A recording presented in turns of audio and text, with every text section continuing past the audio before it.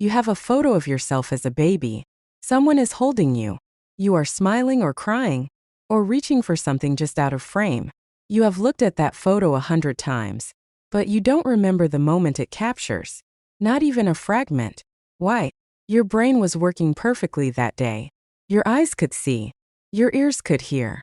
Somewhere inside you, a version of yourself existed who felt hungry and warm and scared and safe, all in the span of an afternoon.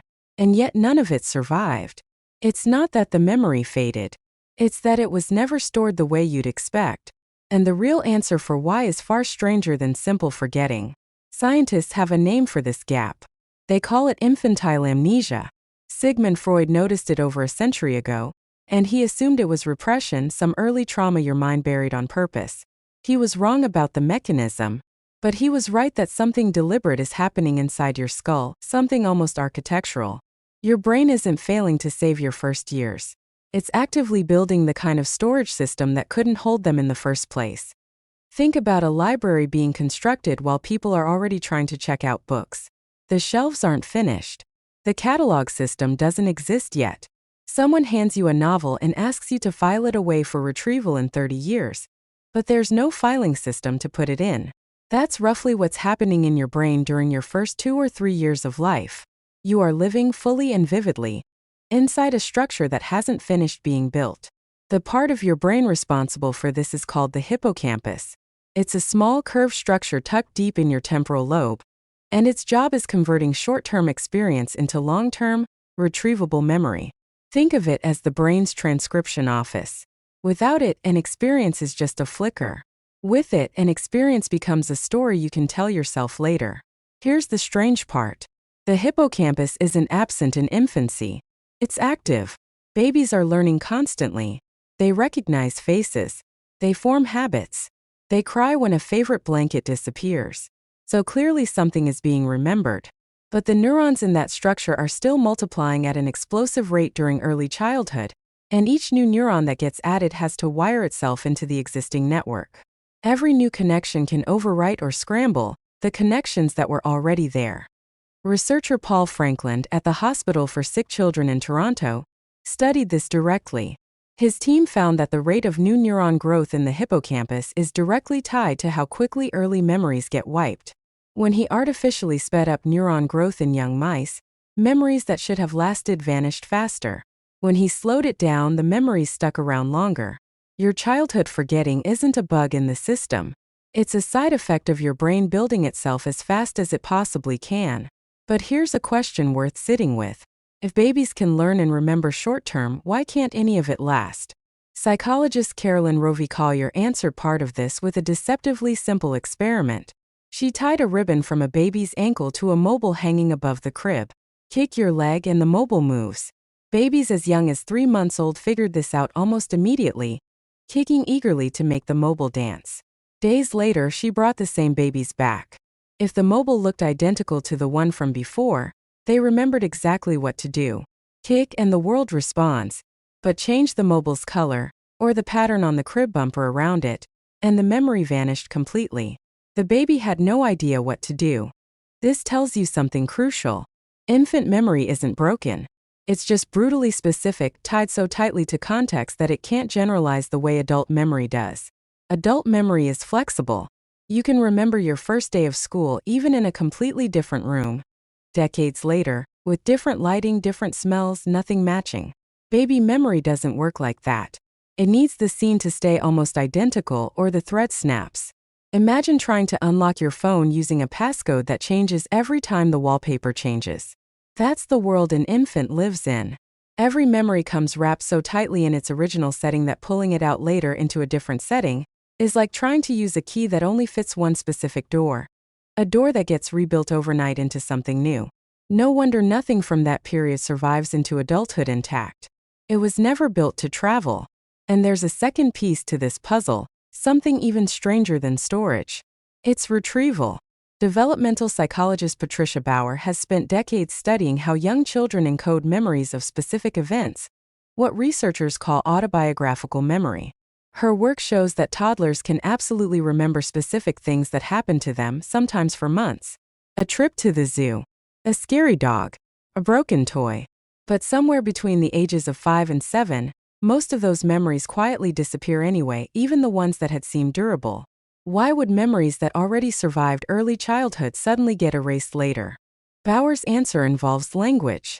A toddler experiences an event before they have the words to fully describe it. Later, once language catches up, the brain reorganizes memory around narrative, around sentences, around a sense of self that can say, I did this, and that happened to me. Memories formed before that narrative structure existed often don't translate into the new system.